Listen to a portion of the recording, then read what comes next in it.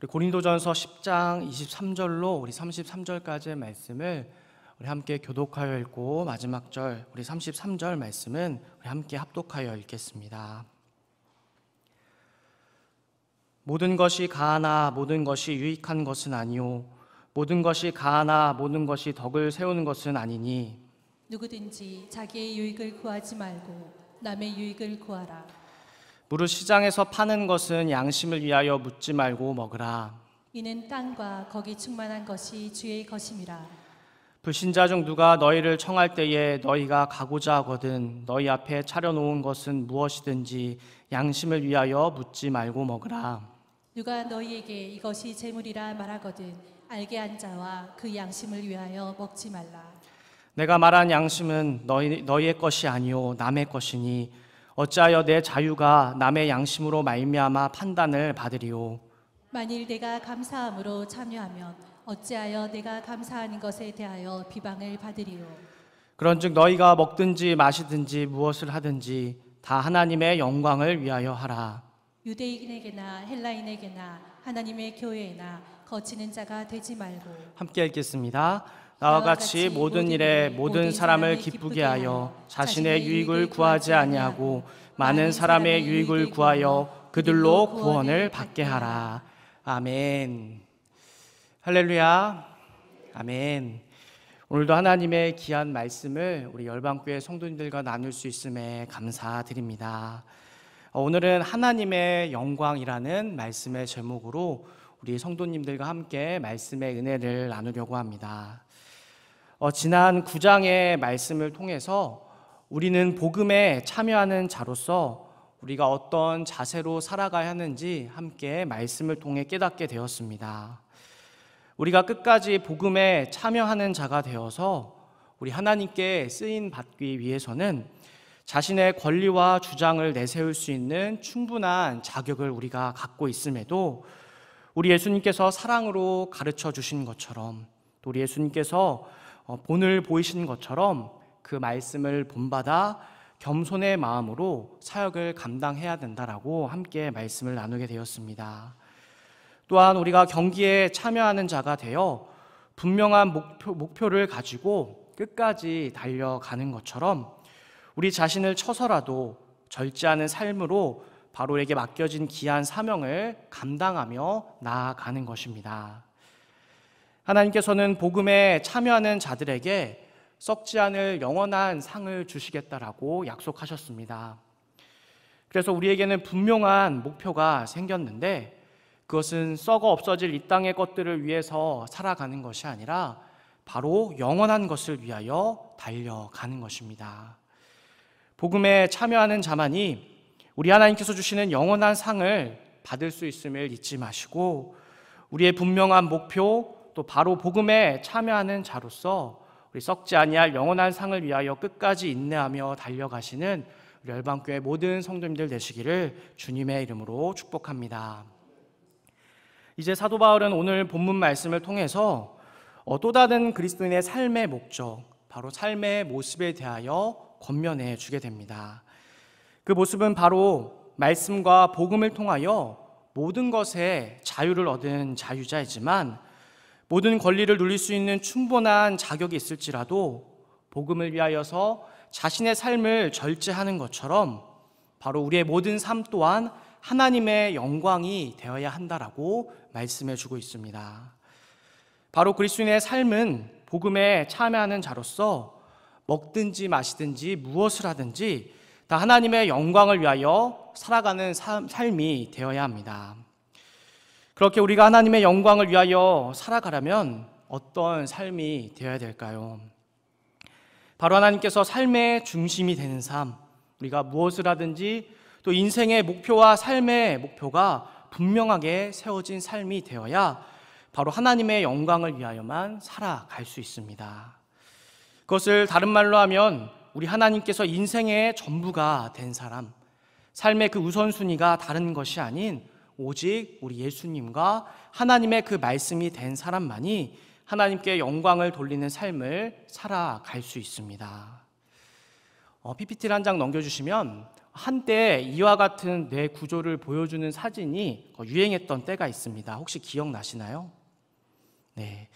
우리 머릿속에 어떤 생각을 많이 하고 있는지, 얼마나 그 생각에 대한 비중이 높은지 이제 보여주는 그런 사진이죠. 제가 인터넷에 올라온 몇 가지 좀 지나긴 했지만 그런 유형의 사진들을 보여드리게 되면 한 번 더 눌러주시면 됩니다. 명절을 앞둔 이제 미혼의 한 직장인의 뇌 구조라고 합니다. 나이가 어느 정도 있는 미혼의 직장인은 이제 추석이 얼마 남지 않았잖아요. 이번 명절에 만나는 어른들의 잔소리를 어떻게 하면 잘 피할 수 있을까? 이런 생각들을 또 이런 고민들을 하고 있다라고 하고, 또 명절 기간을 이제 긴 연휴 기간을 어떻게 잘 보낼 수 있을까? 또 결혼에 대해서 어떻게 할 수 있을까라는 생각들을 많이 해본다라고 합니다. 또 다음으로 한 번 더 눌러주시면 이제 결혼 3년 차가 되는 한 가정주부의 뇌 구조라고 합니다. 남편에 대한 안 좋은 감정이 가운데 가장 크게 나와 있고, 남편과 자녀에 대한 생각들을 많이 하는 것을 보게 되고, 또한 명절에 시댁에 가서 어떻게 하면 잘 보낼 수 있을까, 이런 생각들을 많이 하게 되는 것을 보게 되죠. 또 한 번 더 눌러주시면 마지막으로 수험생의 뇌 구조는 명절로 쉬는 연휴이지만 자신이 목표하는 그 대학에 입학하기 위해서, 그 목표를 달려가기 위해서 그것들로 인해서 가득 차 있는 것으로 보게 됩니다. 공부나 또 특강, 또 얼마 남지 않은 그 시험 날짜로 생각이 가득 차 있는 것이죠. 네, 한 번 더 눌러주시면, 그렇다면 우리 예수 그리스도를 주인으로 영접한 우리 그리스도인들의 삶, 그 삶의 뇌 구조는 과연 무엇으로 가득 차 있어야 할까요? 앞서 화면에서 보았듯이 모든 사람들은 어떤 것을 생각하면서 살아가게 되는데, 그리스도인들은 어떤 생각이 그 머리에 가득 차 있어야 할까요?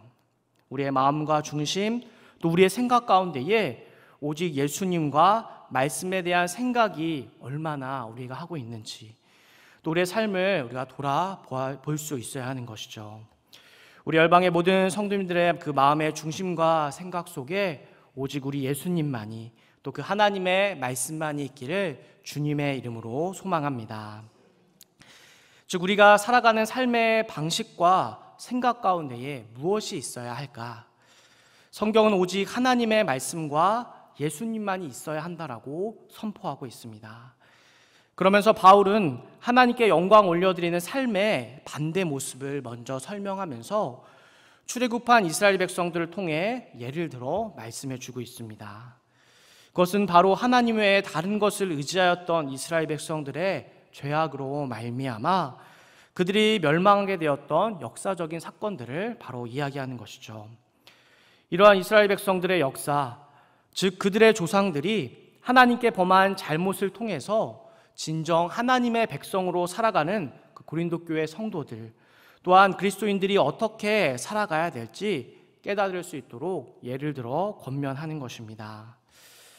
성경은 출애굽한 이스라엘 백성들의 죄악의 모습을 4가지로 설명해 주고 있는데, 먼저 첫 번째 우상 숭배의 모습은 출애굽기 32장에 기록되어 있는 금송아지 사건을 예를 들어 설명하게 됩니다. 출애굽기 32장에 기록되어 있는 이 금송아지 사건은 이스라엘 백성들의 대표적인 우상 숭배의 사건입니다. 이 사건의 시작은 이스라엘 백성들의 지도자인 모세가 그들의 눈에서 사라지면서 이 일이 시작되게 되죠.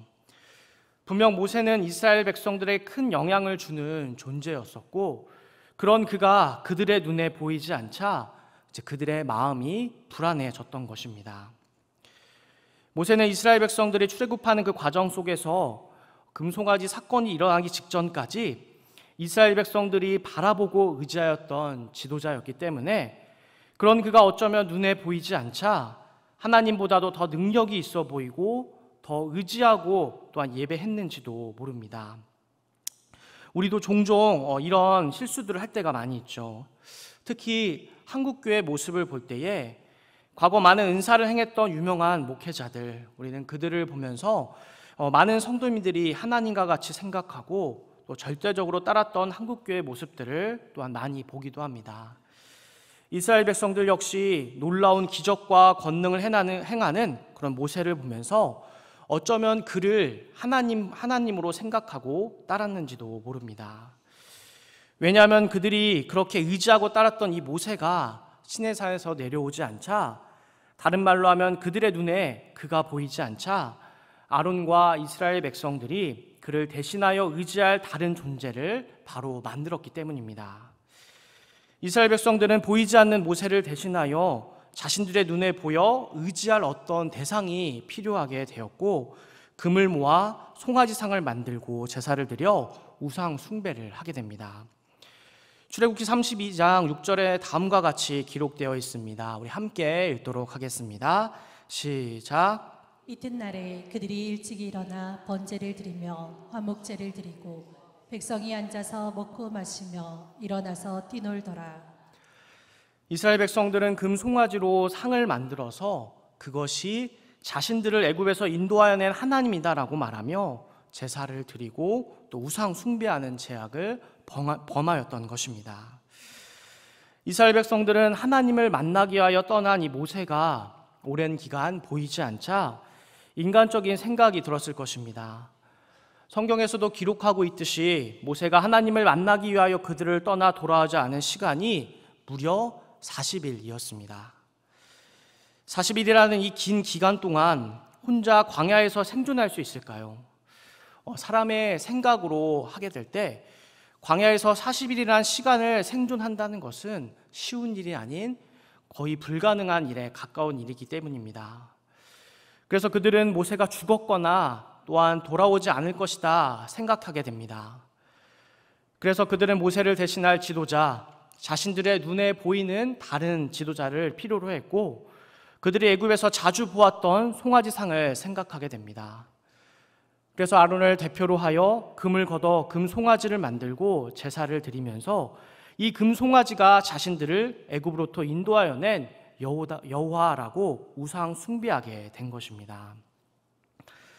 분명 이스라엘 백성들은 하나님의 은혜로 말미암아 출애굽하는 모든 과정 가운데에 놀라운 일을 직접 경험한 사람들입니다. 이스라엘 백성들은 하나님의 능력으로 나타나는 10가지 재앙을 직접 눈으로 보았고 경험하게 되었죠. 또한 자신들의 앞을 막고 있던 거대한 홍수가 갈라지고 그것을 자신들이 건너가면서 자신들의 뒤를 쫓아왔던 600대의 애굽의 병거가 수장당하는 그런 모든 것도 실제 보게 됩니다. 하나님께서는 분명 십계명의 말씀을 통해 절대 우상을 만들어 경배하지 말라라고 그들에게 말씀하셨죠. 그러나 이스라엘 백성들은 하나님의 그 말씀을 무시한 채 지금까지 자신들을 인도하여 이곳에 있게 한 여호와가 애굽에서 보았던 그런 송아지라고 생각하고 금으로 우상을 만들어 숭배하게 된 것입니다. 이 우상 숭배의 죄를 범한 이스라엘 백성들은 이 일로 약 3,000명이 그 자리에서 죽게 되었습니다. 다음으로 사도 바울은 8절 말씀을 통해서 이스라엘의 다른 범죄를 알려주게 되는데, 이 범죄는 민수기 25장 1절에서 2절 말씀에 기록되어 있는 죄악으로서 바로 이스라엘 백성들의 음행의 사건의 내용입니다. 말씀에서 다음과 같이 기록해 주고 있는데, 이 말씀은 제가 읽어드리면, 이스라엘의 시딤에 머물러 있더니 그 백성이 모압 여자들과 음행하기를 시작하니라. 그 여자들이 자기 신들에게 제사할 때에 이스라엘 백성을 청하여 백성이 먹고 그들의 신들에게 절함으로. 이 사건 역시 이스라엘 백성들의 우상 숭배의 사건으로서 이방 여인과 음행을 하며 하나님만을 섬겨하는 이스라엘 백성들이 이방 신을 예배하는 우상 숭배를 한 사건이었습니다. 그들은 하나님의 말씀을 어기고 이방 사람들과 어울리게 되었죠. 하나님께서는 우상을 섬기는 이방 사람들과 이스라엘 백성들이 함께 하지를 원치 않으셨습니다. 왜냐하면 그들의 문화를 이스라엘 백성들이 받아들여 그들이 범죄하게 되고 또 하나님을 떠나는 삶을 살아갈 것이 분명했기 때문이죠. 그러나 이스라엘 백성들은 하나님의 그 말씀을 듣지 않고 이방 여인들과 어울려 음행을 범하게 되고, 그 음행을 시작으로 이방 신들에게 제사하는 자리로 이스라엘 백성들이 함께 참여하며 이방 신들의 우상 숭배하는 일을 그들이 범하게 됩니다. 하나님께서는 음행의 죄를 범한 그들을 벌하셨는데, 음행을 범한 이스라엘 백성들은 하나님께서 내리신 연병으로 말미암아 24,000명이라는 많은 사람들이 또한 죽게 됩니다. 또한 성경에서 기록하고 있는 세 번째 죄악은 고린도전서 10장 9절에 나와 있습니다. 우리 함께 10장 9절 말씀 읽겠습니다. 시작. 그들 가운데 어떤 사람들이 주를 시험하다가 뱀에게 멸망하였나니 우리는 그들과 같이 시험하지 말자. 이 말씀은 민수기 21장에 기록되어 있는 말씀으로서 이스라엘 백성들이 가나안 땅으로 가는 그 여정 가운데에 돌아가는 길로 인하여 마음이 상하게 됩니다. PPT를 한 장 더 넘겨주시면 사진에서와 같이 그들은 가데스 바네아를 거쳐 이제 호르산으로 쭉 올라가기만 하면 됐었습니다. 그들이 쭉 직진해서 올라가는 그 길로 가면 아주 짧게 갈 수 있는 그 길이었는데 그들은 에돔 땅으로 우회하여야 됐고 그 길은 힘든 광야의 길을 돌아가야 했던 길입니다. 그래서 이스라엘 백성들은 인내하지 못하고 마음이 상해 하나님과 모세에게 원망의 말을 하게 됩니다. 아니, 애굽에서 잘 살고 있는 우리를 왜 출애굽시켜서 먹을 것과 또 마실 것이 없는 이 광야에서 죽게 만드냐고 바로 하나님께 또한 모세에게 원망의 말을 한 것이죠. 그들의 원망에 하나님께서는 불뱀을 보내 그들을 물어 벌하셨고 그들은 하나님의 징벌 앞에 죽을 수밖에 없었습니다. 그러나 모세의 기도로 한 가지 회복의 길이 열렸는데 그것은 노수로 뱀을 만들고 장대를 세워 그것을 보면 회복할 수 있도록 은혜의 길을 열어주셨던 것이죠. 그리하여 하나님의 은혜에 따라 모세의 말을 듣고 순종한 백성들이 그 말씀대로 순종하며 장대에 달린 노뱀을 바라보게 될 때 그들은 살 수 있었습니다. 마지막으로 사도 바울은 10절 말씀을 통해 이스라엘 백성들이 범한 죄악을 알려주게 됩니다. 이 말씀은 민수기 14장에 기록되어 있는 말씀으로서 가나안 땅을 정탐했던 12명의 각 지파를 대표하는 정탐꾼들의 보고를 들은 그 이스라엘 백성들이 하나님께 또한 원망의 말을 하여 죄악을 범한 내용의 말씀이죠. 민수기 14장 우리 1절로 3절까지의 말씀 우리 함께 읽도록 하겠습니다. 시작. 온 회중이 소리를 높여 부르짖으며 백성이 밤새도록 통곡하였더라. 이스라엘 자손이 다 모세와 아론을 원망하며 온 회중이 그들에게 이르되 우리가 애굽 땅에서 죽었거나 이 광야에서 죽었으면 좋았을 것을 어찌하여 여호와가 우리를 그 땅으로 인도하여 칼에 쓰러지게 하려 하는가. 우리 처자가 사로잡히리니 애굽으로 돌아가는 것이 낫지 아니하랴. 하나님께서는 모세에게 먼저 12명의 정탐꾼을 뽑아 가나안 땅을 정탐하게 하셨습니다. 하나님께서 주실 그 땅이 얼마나 풍요롭고 또한 좋은 땅인지 이스라엘 백성들의 두 눈으로 직접 보게 하시고 또 확인하게 하셨던 것이죠. 그래서 이스라엘 백성들은 그들을 대표하는 12명의 정탐꾼을 뽑게 되었고 그들이 정탐하게 되었습니다. 그들은 풍성한 실과와 함께 정탐을 마치고 돌아오게 되죠. 그러나 안타깝게도 정탐꾼들의 그 평가는 좋지 못했습니다. 그들이 정탐하면서 그 땅에 살고 있던 아낙 자손들을 보게 되었는데 10명의 정탐꾼들은 그들을 보면서 겁을 먹게 된 것이죠. 물론 그 땅이 풍성한 실과가 나올 만큼 아주 좋은 땅임에는 분명하지만 거인과 같은 아낙 자손들과 싸워서 과연 그들이 정복할 수 있을까? 그들은 없다는 생각에 바로 하나님을 원망하게 된 것입니다. 물론 2명의 정탐꾼인 갈렙과 여호수아는 여호와 하나님의 말씀을 믿음으로 가나안 땅을 정복할 수 있다라고 말하였지만 대다수의 정탐꾼들의 말을 들은 이스라엘 백성들은 바로 하나님을 원망하게 됩니다. 하나님께서는 그들의 원망의 소리를 들으시고 곧 그 땅에 대하여 악평하는 자들을 재앙으로 죽이시게 됩니다. 이렇게 이스라엘 백성들의 역사를 통해 나타난 이런 죄악의 모습들, 우상 숭배와 음행, 또 하나님을 시험하는 것과 원망이 가진 이 공통점은 하나님의 자녀로서 하나님께 행하신 놀라운 기적과 은혜를 그들이 경험하였음에도 전적으로 하나님을 신뢰하지 못하고 자신의 눈에 보이는 그 상황과 환경을 바라보고 원망과 불평을 쏟아내고 하나님께 주신 그 말씀에서 벗어나 자신들의 뜻대로 살아가려 했기 때문입니다. 그리고 결국은 그들이 지은 그 죄에 대한 합당한 죗값을 그들이 모두 받아야 하였지만 공의와 자비로우신 우리 하나님께서 용서하심으로 백성들과의 언약을 신실하게 이루어가시는 내용들이 성경 앞에 반복되어 기록되어지게 되죠. 그리고 이러한 이스라엘 백성들의 모습은 교회와 성도가 하나님의 자녀로 범죄하지 않게 하는 좋은 본보기가 되게 됩니다. 사도 바울은 12절 말씀에서 이렇게 말하게 됩니다. 그런즉 선줄로 생각하는 자는 넘어질까 조심하라. 앞서서 자신들이 하나님에 대한 지식으로 말미암아 우상 숭배에 쓰였던 음식을 먹어도 된다라고 말했던 믿음이 강한 고린도 교회의 성도들에게 그 지식으로 말미암아 넘어지지 않도록 조심할 것을 그는 권면하는 것입니다. 그러면서 바울은 14절 말씀을 통해서 분명하게 말합니다. 14절 말씀 우리 다시 함께 읽도록 하겠습니다. 시작. 그런즉 내 사랑하는 자들아 우상 숭배하는 일을 피하라. 바로 그들이 했던 일이 우상 숭배임을 말하면서 그 일을 피할 것을 바로 권면하는 것입니다. 우리는 자신도 모르게 내가 만든 신앙의 규칙과 모습으로 나도 모르게 우상 숭배를 할 때가 많이 있습니다.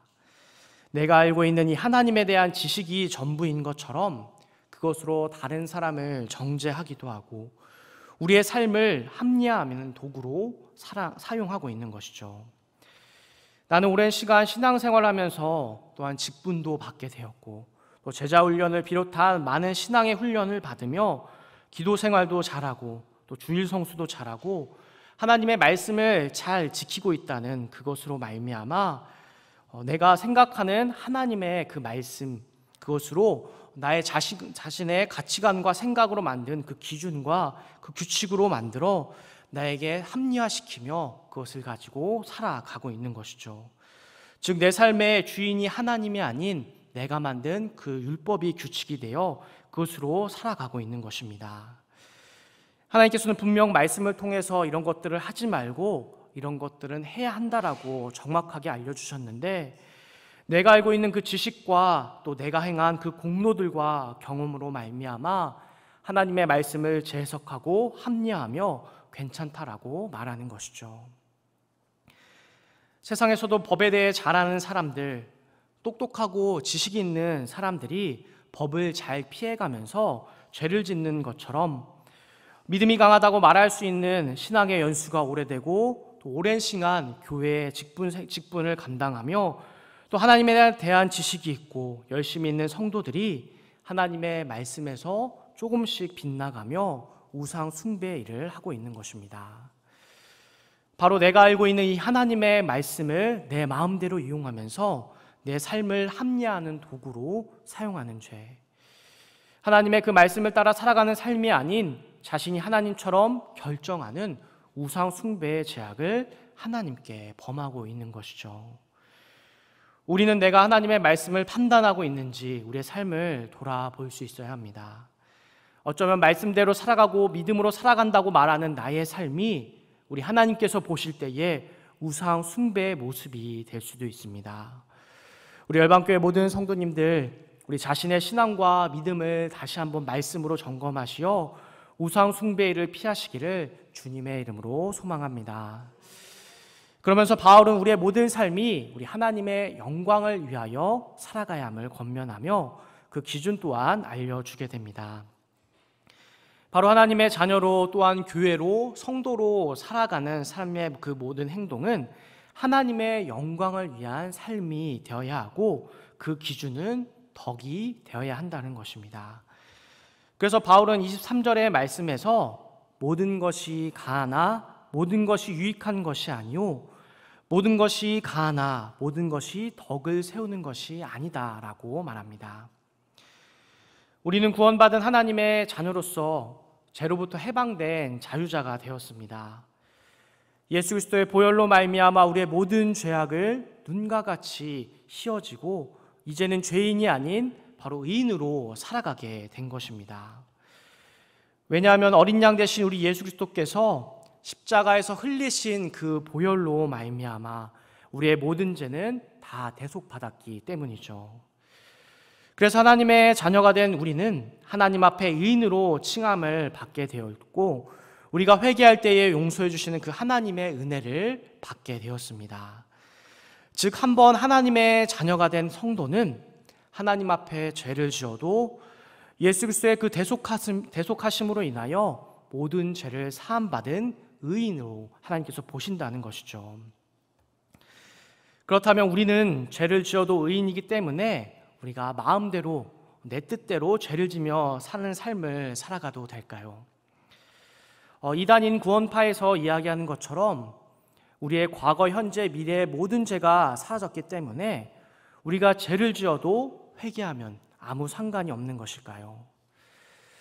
아마도 이렇게 주장하는 사람이 있다면 앞서 나왔던 고린도 교회 성도들처럼 하나님의 말씀을 자신의 유익에 맞게 판단하여 말하는 잘못된 믿음을 가지고 우상 숭배하는 사람과 같습니다. 여기서 바울이 모든 것이 가하나 모든 것이 유익한 것은 아니요, 또 모든 것이 가하나 모든 것이 덕을 세우는 것이 아니라고 말하는 것은 우리의 신분은 분명 하나님 앞에 율법의 사슬을 뛰어넘는 자유자로서 하나님의 은혜로 말씀 안에서 모든 것이 가하지만 혹 그것이 하나님의 영광을 가리고 또한 누군가를 실족하게 만드는 행동과 모습이라면 그것을 하지 말라라고 말하고 있는 것입니다. 그래서 그리스도인의 삶은 철저하게 하나님 앞에 코람데오의 삶으로서 이웃들에게 덕을 세울 수 있는 삶을 살아갈 수 있어야 합니다. 사실 우리는 너무나 잘 알고 있죠. 어떻게 하면 나의 유익을 구할 수 있는지, 반대로 다른 사람의 유익을 구할 수 있는지 우리는 스스로 잘 알고 있습니다.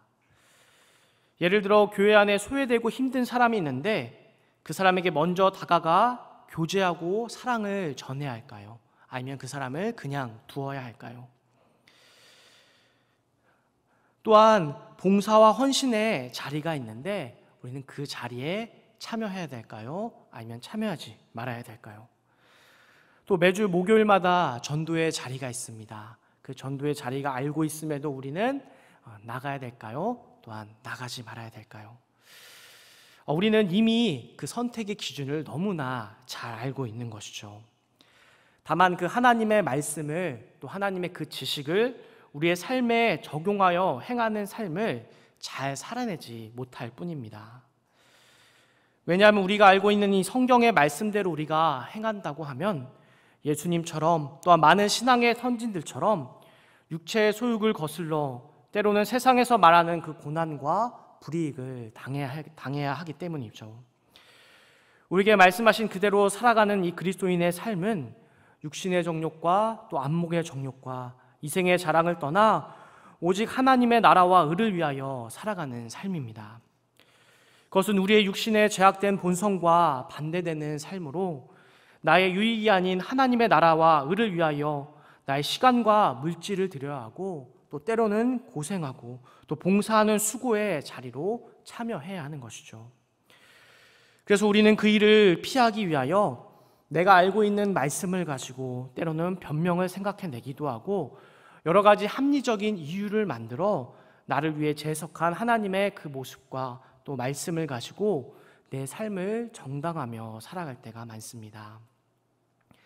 성경에서 말하는 또한 우리 예수님께서 가르치신 하나님의 말씀대로 살아가지 않으면서 내가 재석한 그 하나님의 말씀을 가지고 건강한 믿음을 가진 것처럼 살아가고 있는 것이죠.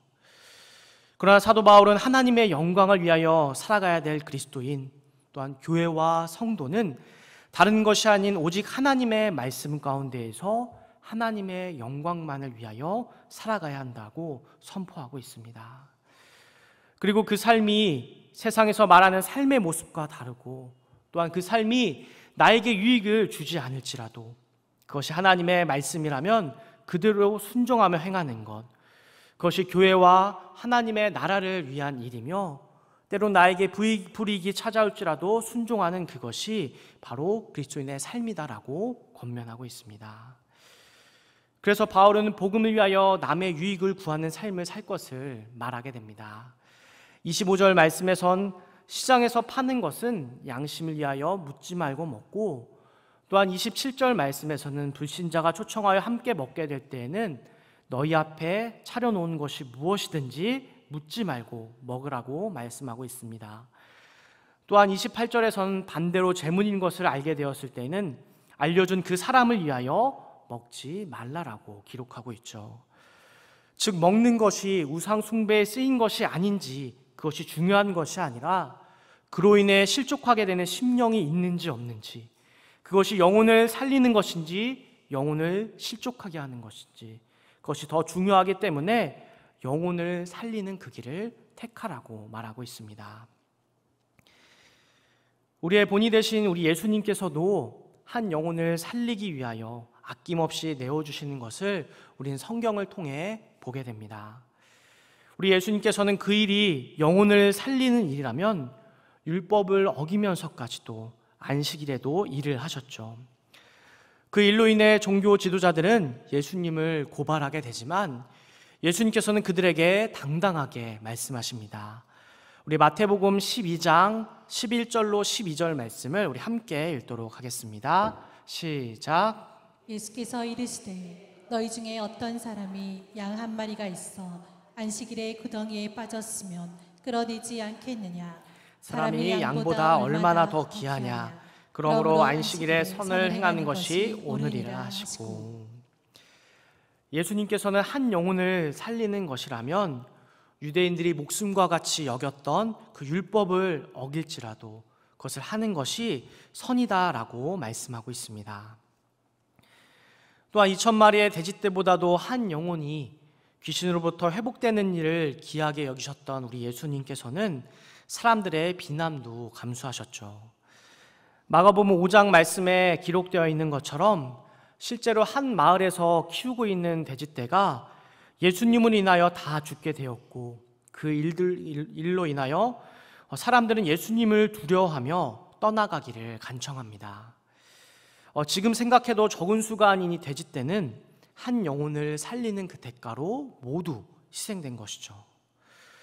이 밖에도 누가복음 15장에 기록된 여러 가지 비유의 말씀을 통해서도 잃어버린 한 영혼이 얼마나 귀한지, 아버지 하나님께서도 잃어버린 한 자녀가 돌아오는 것을 세상 무엇과도 비교할 수 없을 정도로 기뻐하신다라고 말씀해 주고 있습니다.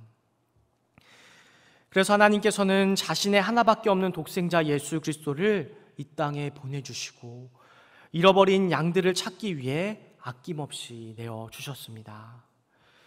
교회와 성도는 바로 잃어버린 이 영혼들을 향한 하나님 아버지의 그 마음을 깨닫고 하나님을 기쁘시게 해드리는 삶으로써 바로 하나님의 영광과 복음을 위한 삶을 살아가야 하는 것입니다.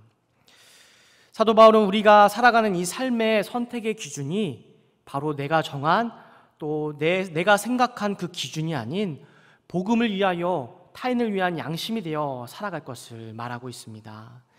나를 구원하시고 하나님의 동역자로 또한 그리스도의 일꾼으로 세우신 놀라운 하나님의 은혜와 사랑을 깨달았기에 우리는 나의 유익을 따라 살아가는 것이 아니라 하나님의 그 나라와 복음을 위하여 또한 타인의 유익을 구하는 삶을 살아가는 것입니다. 이것이 바로 하나님의 영광을 위한 삶이며 우리는 그럴 때에 모든 사람을 기쁘게 하여 많은 사람들의 유익을 구하고 그들로 구원을 받게 할 수 있습니다. 이제 말씀을 정리하면서 우리의 삶은 두 가지의 삶으로 구분될 수 있습니다. 하나는 복음을 위한 사람으로 하나님께 영광 올려드리며 예배하는 삶을 살아가는 것이고, 다른 하나는 하나님 대신에 다른 우상을 숭배하며 살아가는 삶입니다. 그리고 하나님의 영광을 위하여 살아간다는 이 말을 다른 말로 하면 잃어버린 영혼들이 돌아와 복음에 참여하는 자로 세우는 것으로서 그들로 구원을 받게 하는 것입니다. 우리 고린도전서 10장 32절로 33절의 말씀 우리 함께 읽겠습니다. 시작. 유대인에게나 헬라인에게나 하나님의 교회에나 거치는 자가 되지 말고 나와 같이 모든 일에 모든 사람을 기쁘게 하여 자신의 유익을 구하지 아니하고 많은 사람의 유익을 구하여 그들로 구원을 받게 하라. 아멘. 이 말씀처럼 잃어버린 영혼들이 돌아올 때에 우리 하나님께서 영광 받으시고 기뻐하실 줄 믿습니다. 하나님께서는 본래 모든 인생들을 하나님의 영광을 위하여 창조하셨지만 죄악으로 인하여 우상 숭배의 삶이 인간 인생 가운데에 들어오게 되었습니다. 하나님의 영광을 위하여 살아야 하는 그 자들이 자신의 영광을 위하여 살아가고 있는 것이죠. 그런 그들이 회복되어 다시 하나님과 교제하고 하나님께서 창조하신 그 창조 목적 그대로 회복되어 돌아오는 것, 그것이 바로 하나님의 영광을 나타내는 것입니다. 그래서 우리는 그들보다 먼저 하나님의 영광을 위한 삶을 살아가며 복음을 증거하고 있습니다. 하나님의 은혜와 예수 그리스도의 보혈에 의지하는 제 삶으로 모든 것에 자유한 자유자가 되었지만 하나님의 영광을 위하여 또한 복음을 위하여 우리의 삶을 절제하는 삶으로 타인의 유익을 구하며 덕을 세우는 삶으로 그들이 구원을 받도록 살아가는 것입니다. 그리고 이것은 억지로 하나님의 말씀이기 때문에 우리에게 주어진 것이 아니라 바로 하나님의 자녀로서 살아가야 될 당연한 모습임을 사도 바울은 권면하고 있습니다. 그래서 먹든지 마시든지 무엇을 하든지 우리는 하나님의 영광만을 위하여 살아가야 하는 것이고 우리의 모습을 통해 많은 사람들을 생명으로 인도하는 그 길에 쓰임 받아야 하는 것입니다. 하나님께서는 이 시대에 우리를 부르시고 우리를 열방교회로 하나 되게 하여 주사 하나님의 나라를 세워가시도록 사명을 주셨는데 우리가 하나님의 그 말씀에 있는 그대로 순종하며 하나님의 영광만을 위하여 살아가게 될 때 그 모습을 통하여 덕이 세워지고 잃어버린 영혼들이 주님 앞에 돌아오는 귀한 역사가 일어날 줄 믿습니다. 우리 열방교회 모든 성도님들께서 내가 잘못된 기준으로 만든 우상과 우상 숭배하는 모든 일을 버리시고 오직 하나님의 영광을 위하여 살아가며 모든 사람들을 옳은 대로 돌아오게 하는 일에 귀하게 쓰임 받으시기를 주님의 이름으로 축복합니다.